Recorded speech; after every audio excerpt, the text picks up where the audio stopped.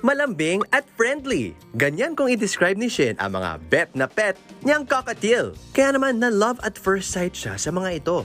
Nahilig ako sa cockatiel 9 years ago. Natuwa ako sa kanya nung una kasi dumating siya sa bahay nang kumakanta siya ng Lupang Hinirang.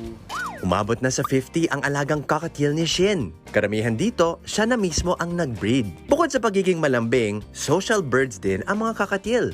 Kahit na sinong makasama nila, kaya nilang mag-adapt eh. Hindi sila yung masyadong nangingilala. Okay na okay sila doon sa mga family na may mga babies. Alam niyo, kasi sobrang lambing nila. Para din silang mga bata. Fun fact lang din po, alam nyo ba na isa sa mga katangian ng cockatiel ay ang paggamit nila ng crest o balahibo sa ulo to express themselves. O diba? Amazing! Ayon kay Shin, mula 2,000 hanggang 5,000 pesos ang presyo ng cockatiel. Depende yan sa kanilang color mutation. At alam nyo ba, low maintenance lang ang mga cockatiel?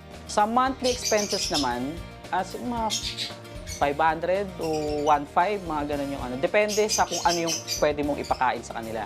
Usually, kumakain nila sila twice a day na lang.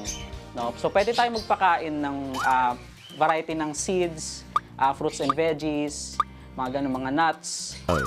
Isa pang fun fact, basic lang sa mga cockatiel ang pagmimik o paggaya ng mga tunog na naririnig nila. Kagaya na lang ni Cotton na tumatahol parang aso. Talaga namang irresistible ang mga cockatiel, kaya marami rin gustong mag-alaga nito. Meron namang paalala si Shin para sa mga potential first-time cockatiel owner. Pag-aralan muna sana natin bago tayo kumuha ng ganitong klase ng alaga, no? Para hindi tayo mangangapa kapag may mga nangyayari dun sa mga alaga natin. Ito naman ang grade ng cockatiel sa ating Pet-O-Meter. Sa cost and maintenance, siguro 4. Sa time, bigyan ko ng 9. Time consuming talaga sila kasi yun nga, kailangan sila bigyan talaga ng attention. Sa space, siguro mga 8. Malaki talaga yung kailangan space ng ibon eh. Family or child-friendly ba? 10. Oo, sobrang friendly nila talaga sa family. Cuteness, syempre, parang 11 yata. Lagpas na natin kasi sobrang cute talaga nila. Isa yun sa mga features nila na marami talaga nagkakagusto.